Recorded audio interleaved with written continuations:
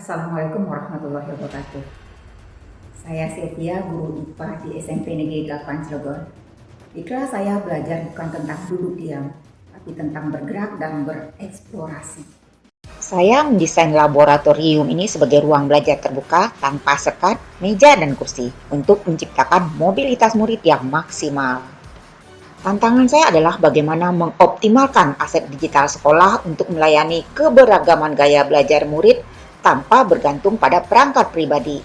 Aksinya, saya menerapkan problem-based learning dan discovery learning dengan strategi rotasi pos, memanfaatkan fleksibilitas ruang.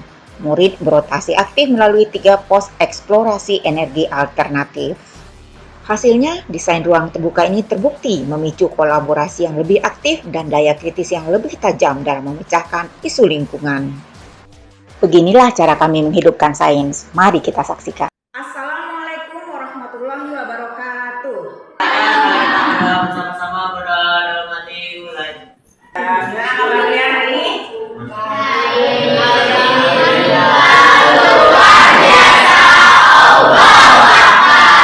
Siapa yang tidak masuk hari ini? 4 orang yang tidak masuk. Oke, jadi hari ini ada 4 orang yang tidak masuk karena sakit.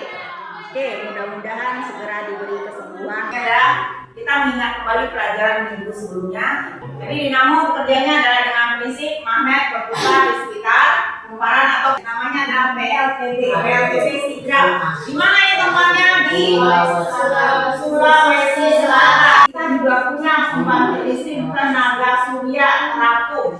Posisinya ada di mana nih? Di Pulau Jawa, dekat dong. Enggak jauh-jauh. Jadi keren loh negara kita. Dan kalian akan jadi calon-calon insinyur luar biasa nantinya. Menurut kamu, pembangkit listrik tenaga apa yang paling cocok buat daerah sekitar sekolah kita ini atau daerah Cikerai ini? Tujuan pembelajaran kita hari ini ada 3. Membedakan antara energi fosil dengan energi alternatif. Apa tujuan kita yang kedua?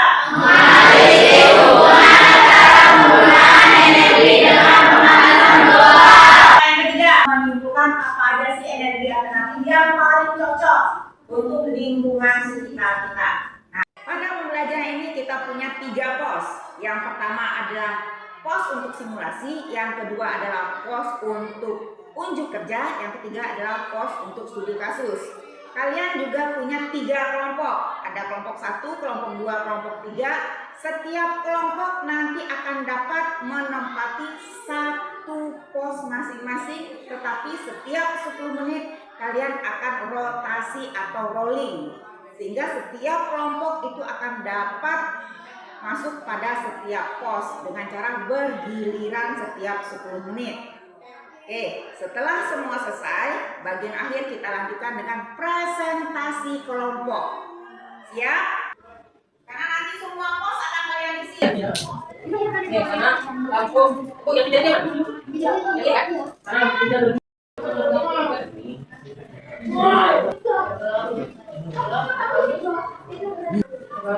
mana lagi yang buat terang warna yang cepat nerangin banget ini aku apa ini hijau karena dia lebih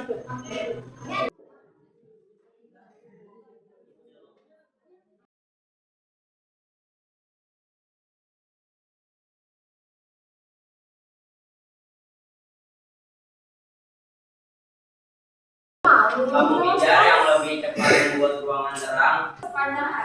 Besar sudut kemiringan balik-balik harus pas dan cuaca.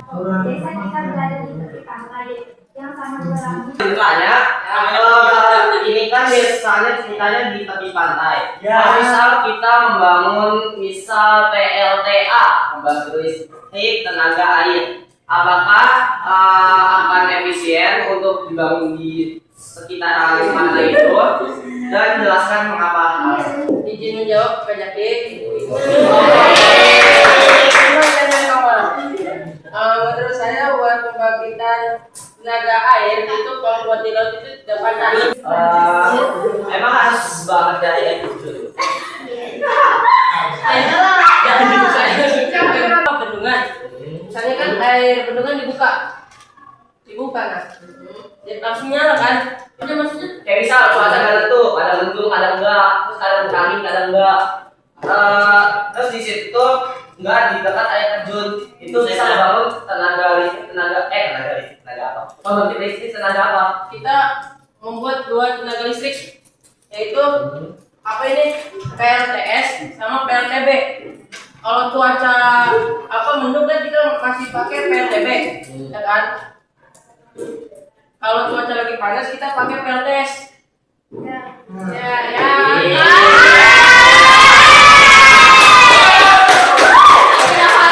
Yang pertanyaannya keren, yang jawabnya juga keren. Oke, apa yang bisa kita simpulkan dari pembelajaran hari ini? Apa yang bisa kita simpulkan? Belajar tentang listrik, apa lagi? Energi alternatif. Energi alternatif. Jahit. Energi fosil itu tidak dapat diperbarui, energi alternatif dapat diperbarui.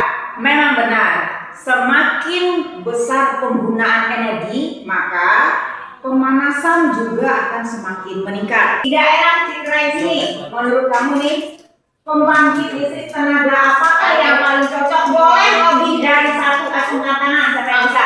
Angin. Pembangkit listrik lebih bagus. Terus pakai pembangkit listrik tenaganya juga bisa. Soalnya di beberapa tempat di sini ada air terjun, terus ada aliran sungai yang harusnya lumayan kecil. Oke, benar. Kita punya air sungai keren banget. Saya belajar hari ini senang. Belajar kali ini sangat seru karena yang banyak kita nggak tahu tentang apa sih kayak PLTB, PLTS, PLTU, dan sekarang akhirnya kita tahu apa maknanya dan bisa kita pelajari juga. Ilmunya banyak apa kan? Iya. Dan sambut juga kita ketemu lagi besok hari. Melalui praktek ini saya menyadari bahwa hambatan terbesar sebenarnya bukan dari fasilitas, tapi dari batasan ekspektasi kita sendiri.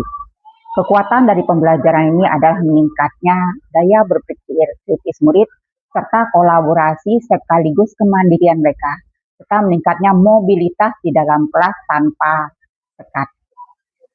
Kelemahannya tentu ada, kekurangannya tentu pasti ada, bahwa kekurangannya adalah manajemen waktu yang sangat ketat untuk setiap pos, sehingga ada beberapa kelompok yang belum tuntas menyelesaikan diskusi mereka. Kedepannya, solusi saya adalah mengintegrasikan pengatur waktu digital pada layar PID, serta dengan mengoptimalkan atau menyederhanakan lembar kerja murid agar durasi waktu 10 menit setiap pos itu dapat efektif dan efisien.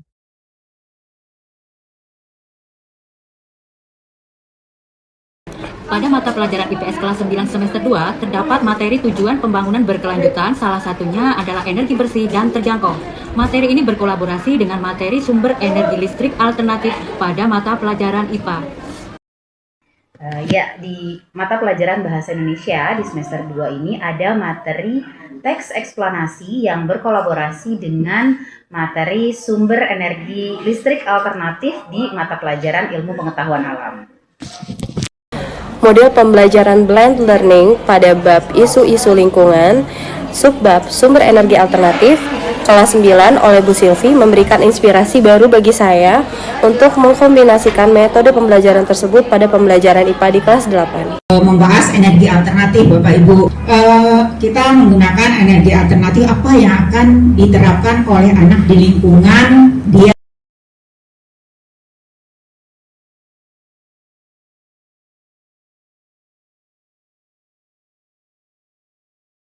Laksanakan pembelajaran mendalam dengan menggunakan blended learning, sehingga perbedaan gaya belajar murid dapat terakomodir dengan baik. Dalam kegiatan pembelajaran, murid berinteraksi aktif. Ibu Silvi juga sudah berbagi praktik baik pembelajaran ini di MGMP IPA mengenai isu-isu lingkungan, sumber energi alternatif.